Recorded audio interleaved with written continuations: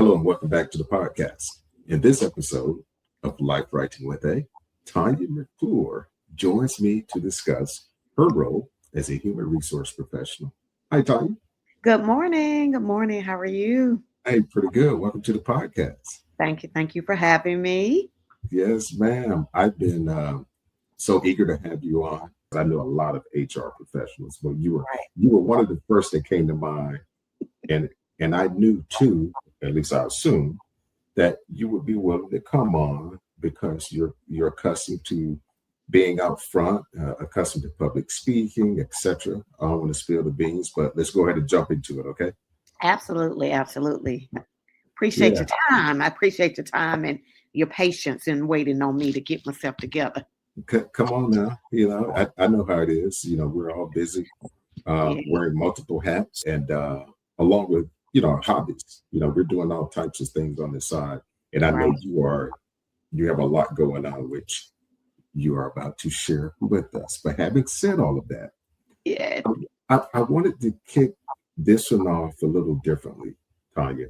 If I ask someone in your immediate circle to describe you in a few sentences, what do you think they would say about you? Ooh. Okay. Well, it's going to be a few things. Fun and outgoing. Loves to travel. It's going to dance to just about any music. It doesn't matter the genre, the tempo. She's going to break out in a dance at some point. That includes, if food is on the table, she'll start dancing. But also very focused, can sometimes be serious, but is very thoughtful in her approach to what she does and also wants to make sure that it's done at its very best. I have friends that tell me I plan out everything my entire day of the week. If we taking a trip, the trip is going to be planned out from departure to return and all in between because I love a good plan. I do have space in there to have fun and just be spontaneous, but I don't like walking around aimlessly trying to figure out what to do. So she's going to give you a plan and it calms and eases others' nerves that they know it's going to be a plan if you are working with Tonya. I can see that, and the spontaneity, the dancing to Hmm. virtually anything. Hmm. It's kind of like I used to have a coworker. She used to always say you should keep a song in your heart Hmm. even when there's no music around you. Folks see you dancing in your seat and they're like, Yeah, what is she listening to? What is he listening? Nothing. It's the song right here. that's fair. But Yeah, that's another conversation, right? yeah. Yeah, okay. The spontaneity that you mentioned and how folks would observe you. Hmm. I, before I jump into the spe- the specifics of HR of your position, um, I, I, I I also want to know, like, what other roles and activities do you typically participate in outside of work? So, first and foremost, I am a competitive dance instructor. I started out dancing when I was 6 years old, and I really have not taken my foot off the gas pedal since that day. And although my son thinks it's time for me to retire and hang up my dance shoes, I can't seem to let it go. But I started with ballet, tap, jazz, and modern and point as a child, and it really Oh, has never. I've never stopped. I danced through high school, in addition to doing marching band and multiple other things. I kept teaching and dancing while I was in college. It was part of what also helped me to have supplemental income to take care of my child, and I've just never stopped. So dance is a big part of what I do, and it is also one of the ways that I kind of find how I can relax, if you will, because some people say, well, you do it so much and you're at the studio so many days, you don't really get to relax. But dance is therapeutic for me. And despite having a couple of knee injuries and foot injuries and ankle injuries, I still have not stopped. I think the longest time I was away from a dance class was when I was in the cast from the ankle fracture. and that was because I couldn't drive, not because I didn't want to be there. But Wow. in addition to that, I am also an ordained elder at my church. Mm, I also am a member of my sorority, and I serve both on the chapter level and the regional level. And I'm also a published author. So I published a book, and that's I've also, right. yes, and I'm also a contributing author in two other anthologies. So a three-time published author. Your book, like, tell us just a little bit about that, if you will. So the book is titled Out of Egypt, and it is a book that reviews my life journey through what people might identify as a period of oppression. So it's my life journey from a child losing my mother when I was young, being a teenage mother, having people to say you will not because you done this to yourself, and just moving through that. And ironically, that experience happened in the church. So this is really a journey of how I had to overcome the perceptions and the beliefs of some people that I grew up with in the church, and how they became, if you will, my catalyst for, I think when I first started thinking through my journey, it was probably a very immature focus to prove them wrong. At the end of the day, the purpose in the journey was to be able to show individuals life hiccups can happen, but if you stay firmly footed and rooted in what your beliefs are, and a lot of that was my faith, you will overcome and you can become all that God has ordained you to. So we look at, if you will, the parallel of the children who were lost in the wilderness for many years.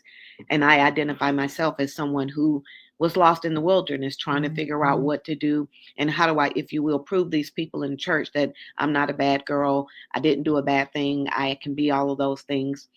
It is my story graduating high school with honors without any interruption, attending undergraduate school and obtaining my bachelor's, and then going on and obtaining my master's degree. And all of this is even before my son graduated high school.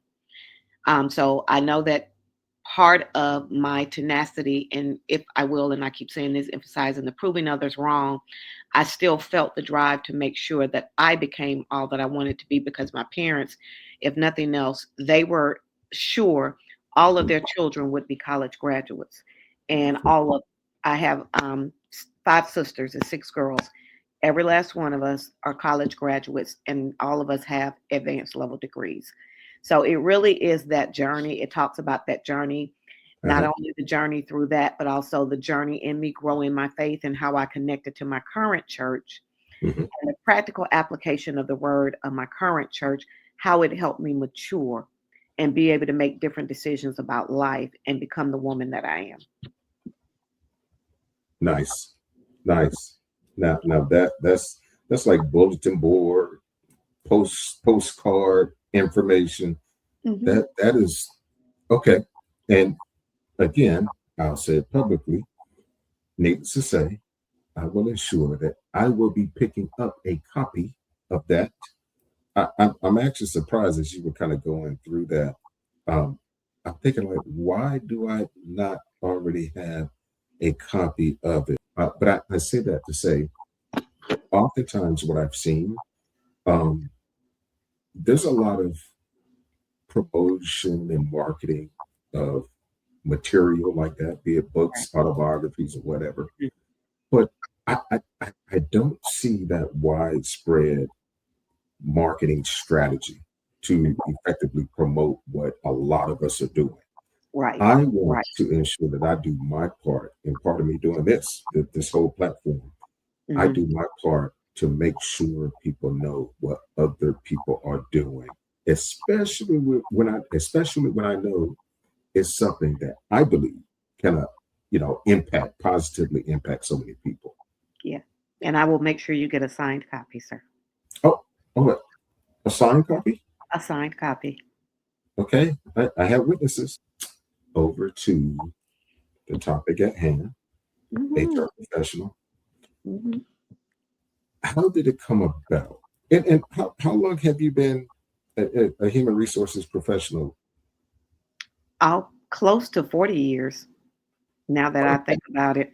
And Okay. I thought through that because when I started undergrad, I went into undergrad as a political science major. My plan was to get my undergraduate degree, and I was going to go to law school and be an attorney.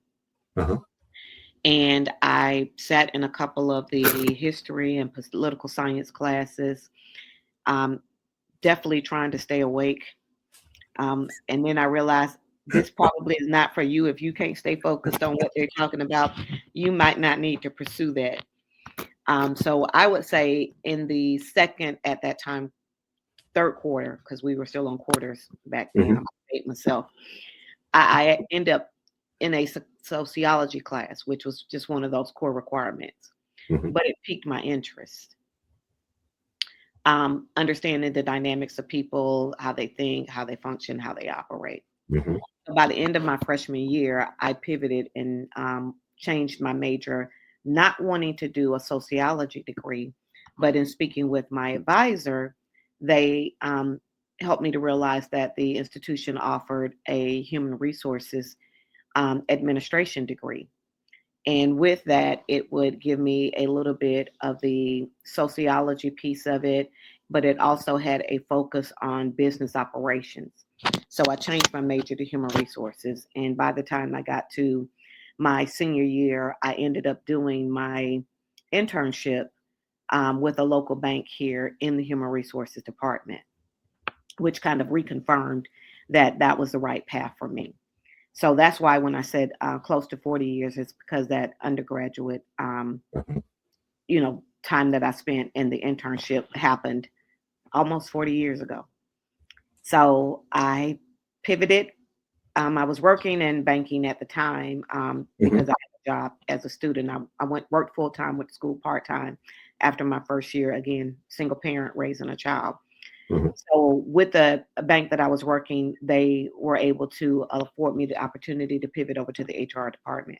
So that's what I did Wow. once I completed my degree Yeah. and have been in the space of HR ever since. I've been fortunate throughout my career that I have done, if you will, entry level HR work, including processing files, scheduling appointments, maintaining employee files, all the way through my current role as a business partner, where I am involved in strategic day to day operational work with leaders in the organization. Now, I will Wow. say all the time, I love HR. And I love HR because no 2 days are the same. And this is not a if you will, a criticism of anybody else's job, but Hmm. there's nothing routine or mundane about what I do on a day to day basis. Yes, Okay. there are some tasks and actions that have to happen on a day to day basis, but what is most interesting is working with organizations. The scope of HR is going to be the same regardless of industry because I've been in financial services, I've been in healthcare. So the people issues, people problems are going to be the same. They're going to be performance issues, behavior issues, etc., attendance issues. So that stays the same. It doesn't matter the industry. Depending on the industry is how you navigate in the space of HR for how you strategically manage those things and also address those things. And I say that because there are parts of HR that are more reactive. My current role requires me to be more proactive. And that is in how I coach team members in the organization as well as leaders in the organization so that they can see where challenges might be presenting themselves and begin to take steps to kind of mitigate those. Because people always, HR people are the most popular, unpopular people in an organization. People see the HR team coming, they start ducking and hiding because the first presumption is, oh, you're in trouble. HR is here. Somebody has done something wrong. They are about to get fired. And I will say, in the latter part of my career, at least over the past 10 years, I have worked diligently to try to change those perceptions from the standpoint of yes, HR will enforce policies, HR Hmm. will hold individuals accountable, HR will provide you guidance and directions as it relates to how do you apply policy, how you might have violated a policy. But we're here both for the organization and the employee. We will mitigate risk for an organization, absolutely. But we also want to ensure that if you work for this organization, it's the most positive experience you can have as an employee with the organization. So I say that in the past 10 years, I've done things in my role as an HR is go and shadow with team members and departments, because Yes. that helps me to see firsthand from a day in the life of an employee, what real things are they confronted with. And I say that it goes without saying, a manager or leader may call and say, I have this employee and they have not, and dot, dot, dot, dot, dot. When I've done things like shadowing, it allows me the fortitude to be able to say, can you tell me about other things that may have contributed to that? Okay, Mm-hmm. Sally and Bob got into an argument. Well, what were they arguing over? What were they frustrated about? Mm-hmm. Well, we were short on supplies and she was trying to get, okay, so the problem was the supplies, not the argument. But I've learned to do that to be able to change, because the first message is they were in here fighting. Well, let's get to the root of why they were in here fighting. So it's Exactly. an interesting dynamic that way, because yes, you're talking about leaders are adults, the employees are adults. But when I'm able to sit in the space, they begin to appreciate, well, HR thought enough of what it is I do to come and see what it is I do. And I'll Mm-hmm. tell you, the COVID was our best friend and our worst enemy simultaneously. Okay. But in my role, one of the things that came up frequently post COVID were lots of complaints with people and health related issues or concerns about returning fully to work after COVID. One of the departments, specifically being in healthcare, we have our environmental services teams. And I will say with the utmost confidence and respect, healthcare cannot survive without that group of people. Mm-hmm. They're on the lower end of the pay scale, but they do some of the most critical work. Yes, we always think about the clinicians, the providers, the physicians, the nurses, the radiologists. But if that facility is not sanitized and cleaned appropriately, Mm-hmm. Houston will potentially have a problem. So, in doing that, I went and worked with the team to turn over a room to see what it is all the complaints were coming in. Mm-hmm. And I learned very quickly, well, they aren't complaining because they want to complain. These chemicals are strong. And Right. obviously, we were dealing with COVID, they needed to be. You have people that are more youthful and people who are more seasoned. They may have other health conditions. It might trigger, and I myself, being one that deals with respiratory issues and asthma, Mm-hmm. certain fragrances will trigger it.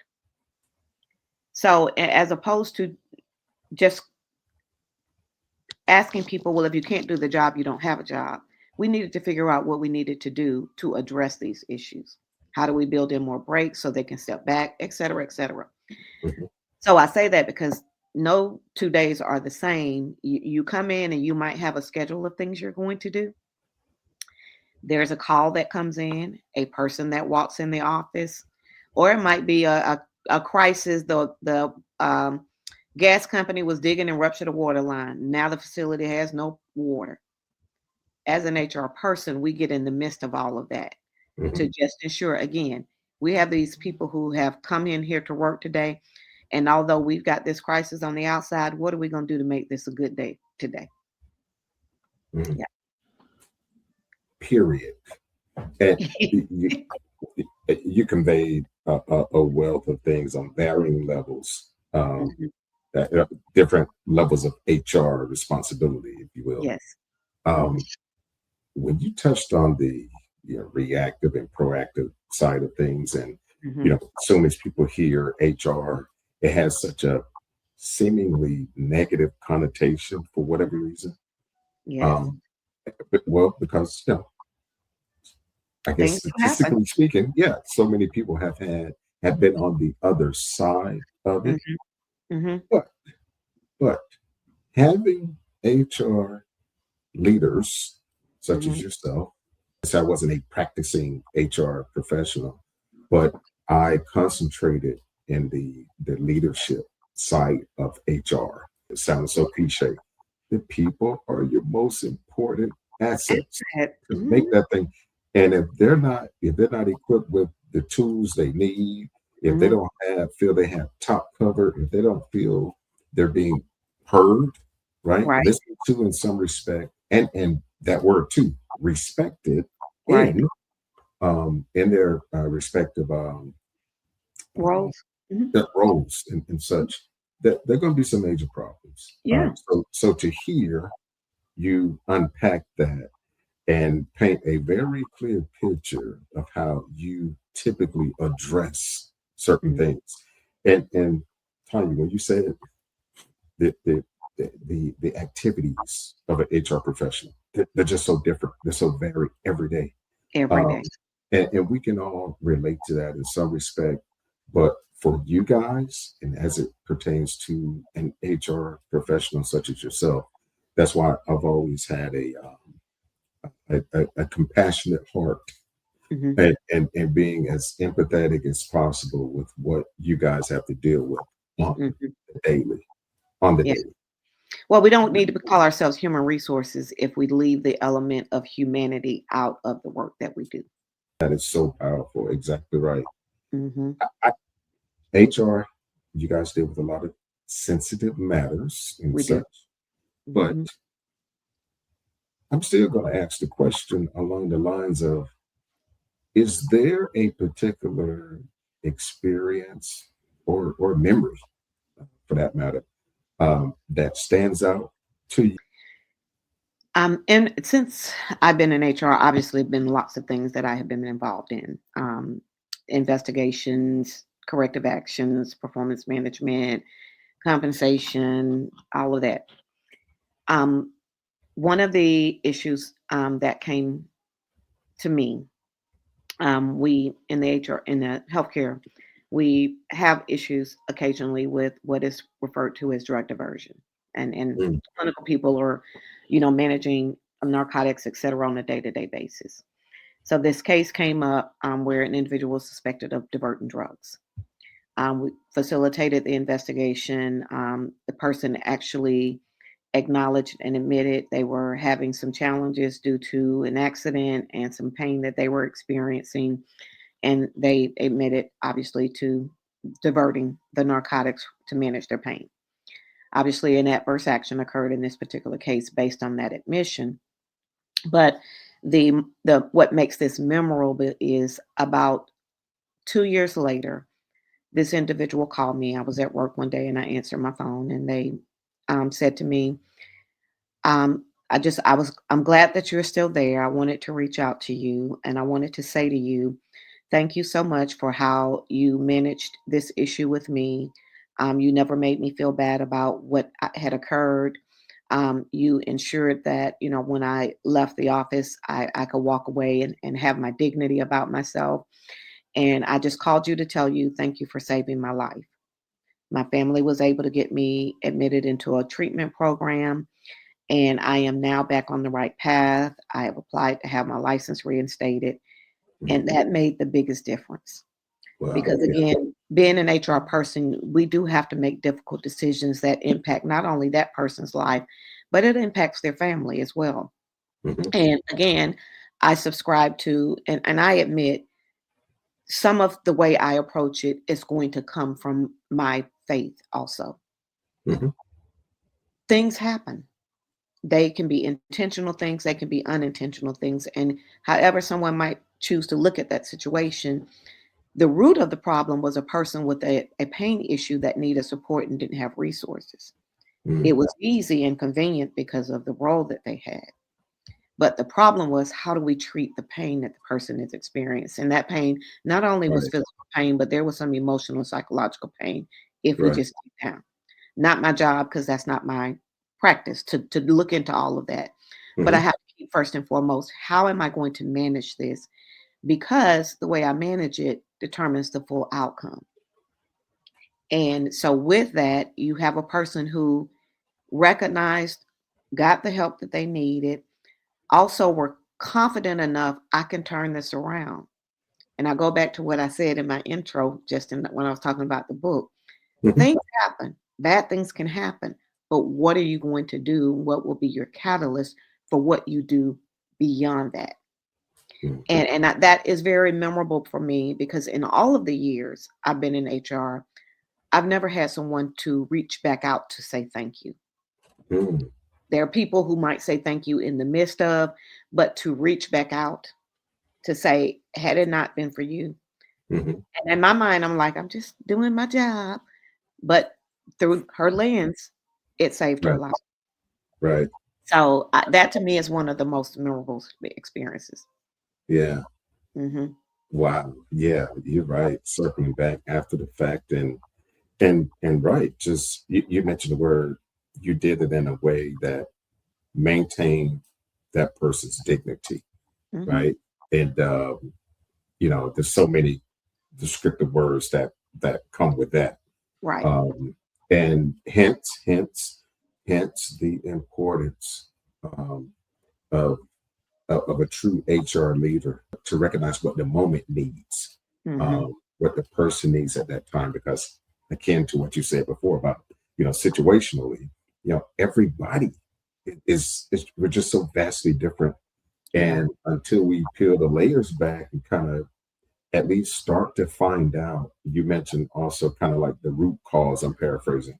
Hmm. Let's get to the root of the matter, Yeah. right? And yeah, it's refreshing to hear an HR professional as yourself mention that aspect of it, and to quickly expand on it and kind of piggyback on what you said about it's in the name, the humanity. Yeah, Hmm. it's Yeah. built in the name. How can you not be an HR professional without that level of sheer compassion? Right. Um, so Mhm. now that's awesome. That's wow, heck of a story too. And Yeah. again, I know you have many because you guys are faced with so many Yeah. different things every day. Yeah. Yeah. Yep. I have friends that, they say they call you the Terminator. No, I'm not the Terminator. No, no, I'm come not on. the Terminator. People transition and they transition based on choices that they make. I'm not the Right. Terminator. I'm just the deliverer of the message that a change is coming. Oh, okay. That's a nice way of putting it.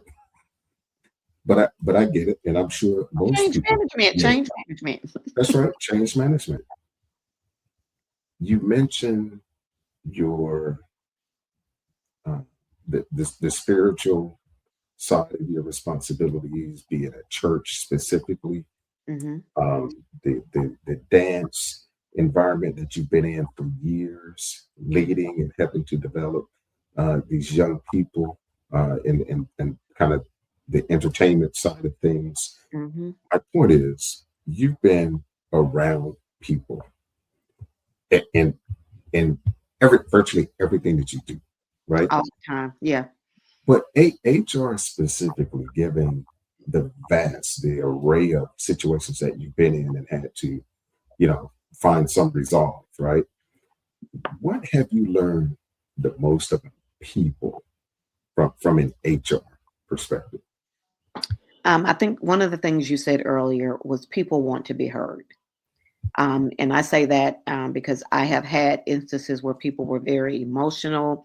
They called, they're frantic. My manager is trying to write me up. My manager wrote me up, dot, dot, dot, dot, dot. And they're just rambling. And I just have to listen because I realize if I interject or interrupt, it's not going to help them feel like they have said what they needed to say and get out those emotions in that moment. They just want to be heard and recognizing that when they reach out, they feel like they've been wronged. So in listening to them and hearing them out, and I am a note taker. I know there are lots of people. I again gonna date myself. I love a good sheet of paper and a pen because I love to write notes, handwrite them. And I know people who do this job well and they scribe everything on the computer, but I need a sheet of paper. So I take notes. And part of doing that is I can go back and recap what I heard them say. That makes a difference so that the person feels like they've been heard. Now, after I've done all of that, I can always offer, have you considered this perspective? Were you aware of this? How did you approach it? Could you have done it differently? Those are questions that I'm going to ask in this. But if the job is to first listen to them, and it's not about proving them right or wrong, it's Mhm. just about hearing them, and then giving options, if you will, Mm, because they have to know what the options are, and just being straightforward and honest. Because in addition to the options, depending on what the situation is, I often also have to share. Now, based on what you shared with me and what the next steps will be, here are what the probable outcomes could be. People can table that a lot more than being caught off guard and being surprised by something. right, And that right. helps, even if we get to the point of where, there is a transition or someone's future is being freed up. They now understand because I gave them that information up front, as opposed to waiting into and say, well, yeah, now we got to do this. Here are the options. It could go this way or it could go that way. Yeah. And if they can sit on that, because number one, we've recapped what we talked about. We've also looked at perspectives, and we've looked at policies or guidelines if they're applicable, and we've talked about possible outcomes. So approaching the conversations that way, people are informed. And I'm saying that because it could be the leader I'm speaking with, it could be the employee I'm speaking with. Right. Exactly. They are informed. And I say to my leaders all the time, my job is to help empower you to build your competence and your confidence to have these same conversations. You Mhm. don't want the employees coming to me asking the questions. You want to create and foster an environment where they feel like they can Yeah. come to you and they're going to Mhm. get a straightforward, honest, and accurate answer. So let me help you build that competence and confidence so you can go back and say that to them. That's Because right. sometimes I think employees think, well, if I tell HR, they're gonna get on. No, I'm gonna tell you, the employee and the leader, the same information that's applicable to the situation. Yeah. And it is, people are uncomfortable managing difficult conversations or managing conflict. I've learned that the most in this role. Nobody likes it. I don't like it, but it's my job, so I have to do it. But there's Mhm. a way that you can do it and do it successfully without all of the angst and the drama. Mm. So that is really, what I try to do in my consultation and coaching with people when these types of issues come up. And even if I'm having to say to an employee, well, are you willing to go back and have a conversation with your leader? No, I don't want to talk. Well, why would you not want to talk to her? Let's write down some of the things that you're concerned about, and let's role play right now. How do you go and approach Yes. that conversation? Yes. And they'll call back. Okay, I think I'm ready now. Thank you for letting me role play with you. I think I can handle it. We're adults. I don't have a business partner relationship at Romper Room. You are an adult. That has to be so gratifying, though. Even in that example, for folks to feel empowered that Mhm. you've trained them up, right, Yes. and prepared them to, like you said, not per se have a difficult conversation, but to have a grown up conversation Yes. about whatever the situation is that you're dealing with. Yeah. Tanya, I'm looking at this HR professional and playing back everything that you shared. I need to be saying Miss McClure. Hey, thank you so much for coming on here. Thank Um, you. like I said initially, I've been waiting for this type of perspective from a seasoned professional Mhm. as yourself. You touched on a couple of stories, shared a couple of stories, be it around COVID, pre-COVID, post-COVID, Mhm. or whatever, about the importance and everything that you guys in particular are having to deal with the rest of upper management. And this is just Mhm. an interesting time that we're all in. If you're public sector, private sector, not profit, Right. whatever. So your HR professionals, some of the most important people in the organization, especially right now in Yeah. 2026 and going forward. And I Yeah. think, AI there are perceptions that AI can do some of this work. It is impossible for AI to do this direct interpersonal contact. It might give us some tools to do it Some tools. better, some tools, but it That's it, right. it can't. I hear it every day. Well, it's going to replace. No, there's always efficiencies that you can find in technology, Mm, but human resources will not be human resources without humans. like you said before, it's in the name, and Yes. it's ironic that you share that AI perspective. I actually have I'll be launching or releasing an AI segment Okay. with a former, um, I'd say former because we played football together at Savannah State, but Hmm. he's still a friend of mine, a great Okay. buddy from Georgia as well, and he and I touched on various aspects of AI, and you hit the nail on the head. It's a tool, it's an assistant, it's something to leverage, um, level up what you're doing, Yeah. if you will. So again, that's a totally different conversation, but thanks for sharing that. And You're welcome. again, I am going to thank you for coming You're welcome. on the podcast. I'd love to have you again. Absolutely. HR HR is one of those ongoing subjects, topics, Yeah.